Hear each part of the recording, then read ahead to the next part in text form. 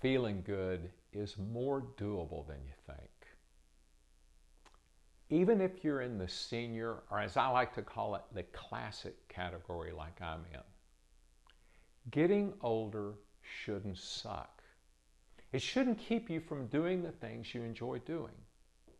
You can still be strong, resilient, and mobile. But you do have to do your part.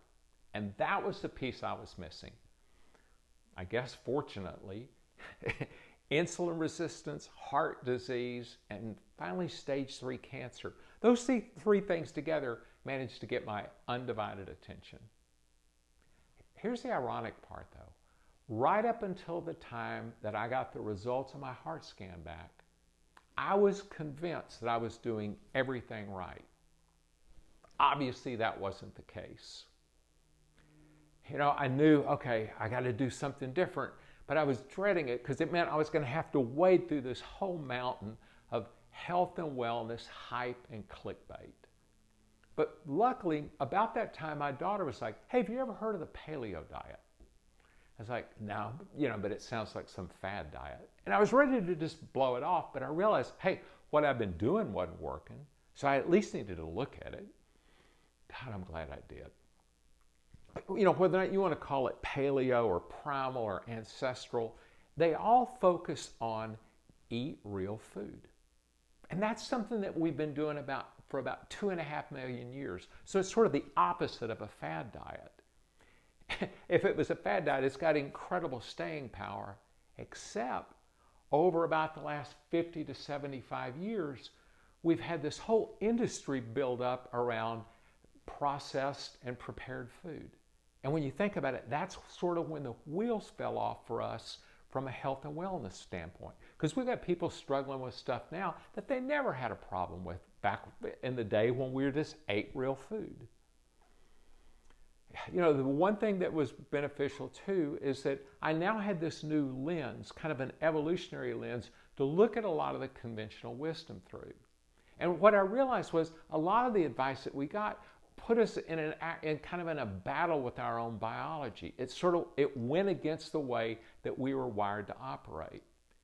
And then a lot of the advice, maybe there was a little element of truth in it, but it was just this huge oversimplification. The perfect example. What happens when somebody's struggling with their weight? What do they hear often? Oh, all you got to do is just eat less and move more. Hell, if it was that easy, nobody'd struggle with obesity. I think a lot of the advice would be fine if everybody was 20 years old with 4% body fat that spent 5 hours in a gym every day. That's not me, and it's not most people. In fact, it drove me to become a health coach and a personal trainer because I wanted something that was doable and sustainable, something I could do the rest of my life.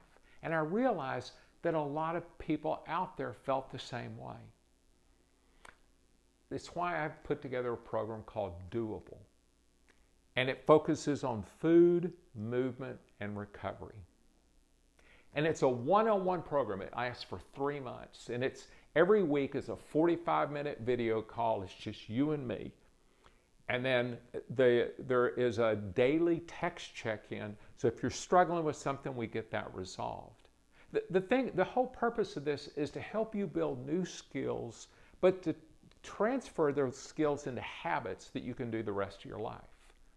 And one of the advantages of it being a 3-month program is that along the way, you're going to run into struggles, things that you're having a hard time figuring out. We get you over that and keep you moving forward. But I understand that not everybody is ready to do a 3-month program.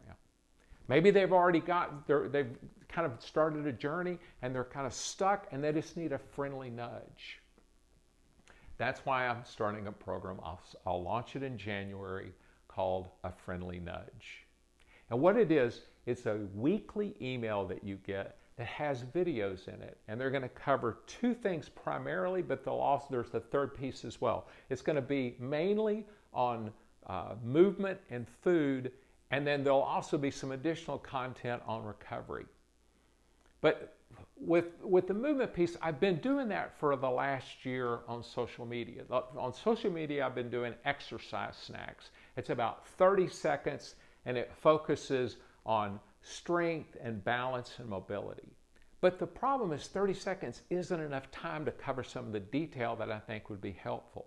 So this new format kind of gives me a little more freedom. There's still going to be brief videos, but the thing I'll be able to do is that we can put some of the snacks together. We'll be able to do a little bit more detail on the setup, and then there's ways to where that you can put the videos, put the snacks together to make a short workout, or you can continue to spread them throughout the day.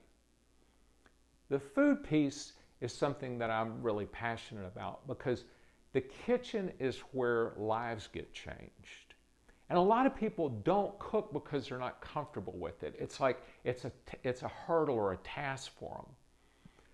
Each week you'll get some type of a new cooking or food challenge for you to incorporate that week into your meals. Like one week it may be around sauces. Like here's a couple of simple sauces that you can use to elevate a meal.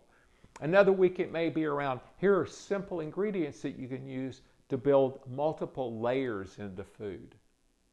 And then I think one of the things that keeps people from cooking is that it's too time consuming or too much of a hassle. We'll explore ways of taking some of that out of cooking. I've become a big fan of sous vide. I've got an air fryer over here. We'll explore different ways of how do we take some of that burden out.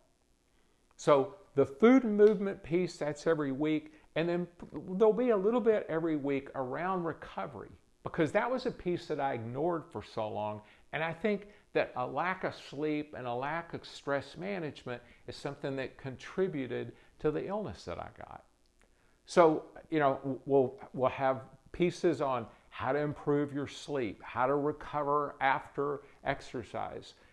I get maybe not everybody is into meditation, but we'll have pieces in there that can kind of help from a mindfulness standpoint. So weekly emails, it's going to be through Substack. I'll have a link in the bottom of this page to show you how to sign up.